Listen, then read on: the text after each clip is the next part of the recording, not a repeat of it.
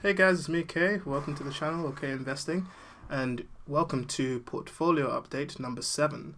So technically this is the first update on the channel, but I have been doing this for about 8 months now, so this is number 7. So the way I thought would be good to do this is just first of all look over my entire portfolio through Simply Wall Street, and I cannot be the only one that when the investor plan trial runs out, just refresh, just create a new account. Simply Wall Street, if you're watching this, I'm sorry, I'm still super cheap at the moment, so, we're in that grind.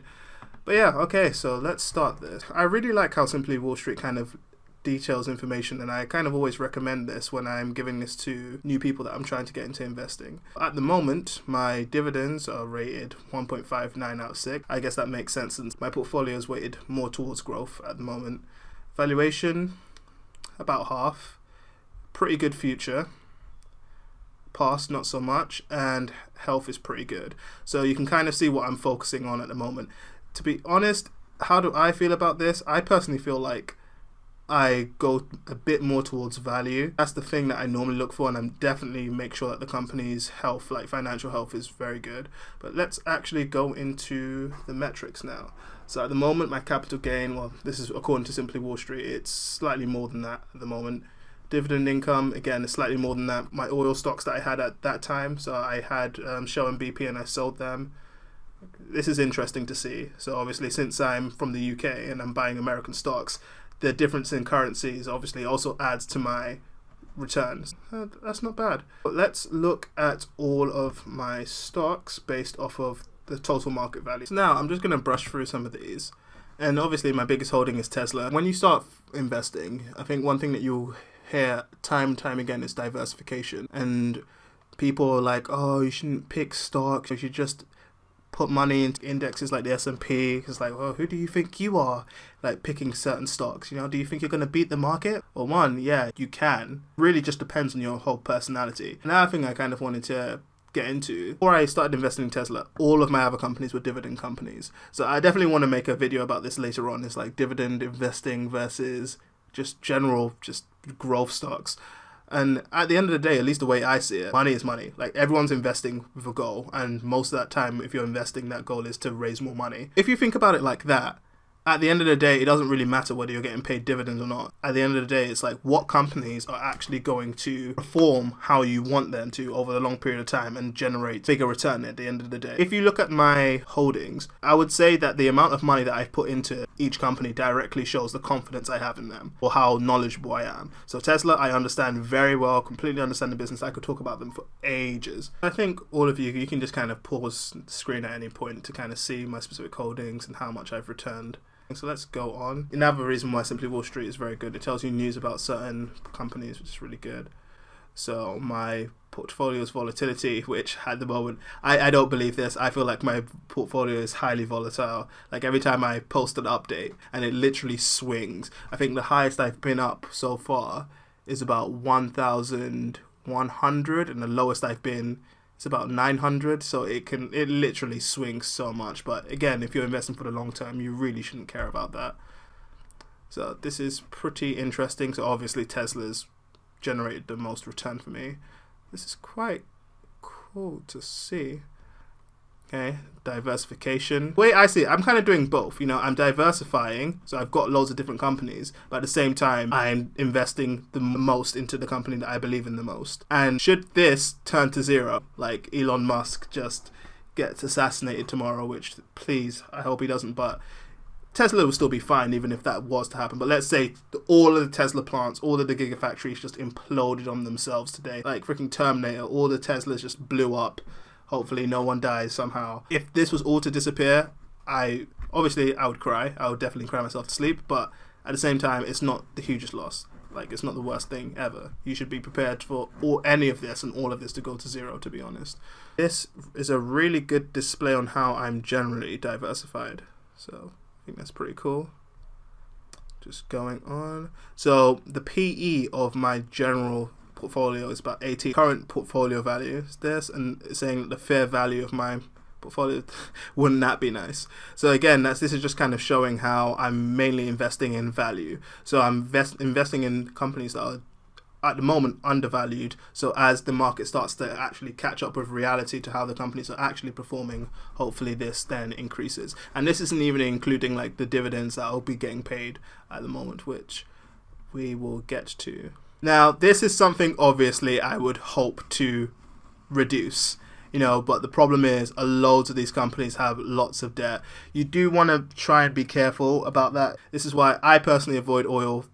I can't even say that anymore after I'm investing in Nordic American tankers, but let's pretend I didn't do that. That's why I don't like investing in oil and companies like that. They pile on so much debt, and when your company has so much debt to the point where, yeah, sure, they're paying dividends, but dividends has to come from somewhere. It has to come from the company's profit. If they're not making profits and they still want to pay their dividends, essentially what they'll start doing is borrowing money to pay dividends. So they're showing that they're a badly run company in so many different ways, and eventually it will lead to companies like Shell now cutting their dividend. So, which is another reason why for you dividend investors now, I know dividends is like the hot thing on YouTube, but guys, at the end of the day, we want to make money. If we're investing in companies that know that we're only investing in them because of their dividend, but they're not managing the company well, is that really a company you want to put your money into? This is really nice that Simply Wall Street shows. It's just kind of puts all the dividend paying companies together and shows you how much you get. So at the moment, according to this, it's about equivalent to £84 per year, which is interesting. As I said, the psychology of getting dividends it's just on another level. Getting dividends is the best thing in the world. And I think the reason why dividend investing is so popular is just it keeps people in the investing mindset. Feeling that joy, that rush that comes when you've earned a dividend. It's like, here you go. We've given you money just for putting your money in the right place. Like, it very much motivates you. It keeps you investing. And I think it is a good thing to track. And it can, at times, show good management in companies if they keep their dividend payout generally quite low, their yield isn't too high. Once something has a dividend above 6%, to be honest, I would start being like, okay, that's in red flag territory. So AT&T, if they reduce their dividend, I wouldn't be surprised. But they're dividend aristocrats, so they have their reputation on the line on how much money that they're bringing in, which I can't say many companies during this time are bringing anything in, or much at all. That will probably be reduced. British Land, well, I'm barely invested in British Land anyway. I literally got that as a free stock, so I couldn't really care less what happens with that. And now we'll switch over to Freetrade. So yeah, this is getting into the Freetrade portfolio, as you can see. Like I was showing you, like in the actual portfolio update. See, it literally swings so much. This month has actually been mad. I think this is the best thing I can do here.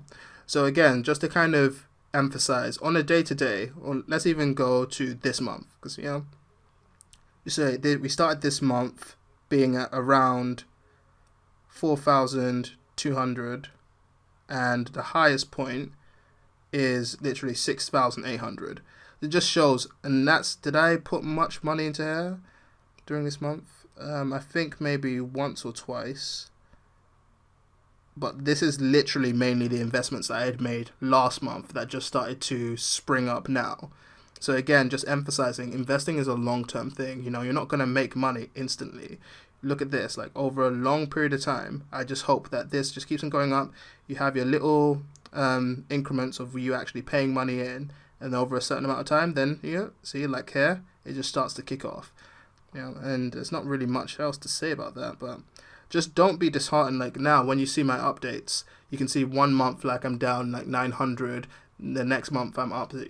If I had sold everything as soon as everything's going down, just being shaky about it, shows okay, I'm not really investing, am I?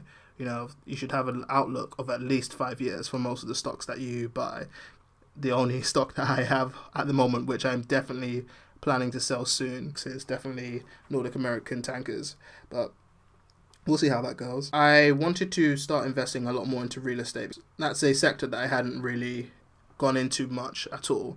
So I wanted one UK one and one American one. So the UK one that I invested in after looking them up is Redrow and Realty Income. For plans for next month, at the moment I'm kind of sitting on, let's say, £700 more.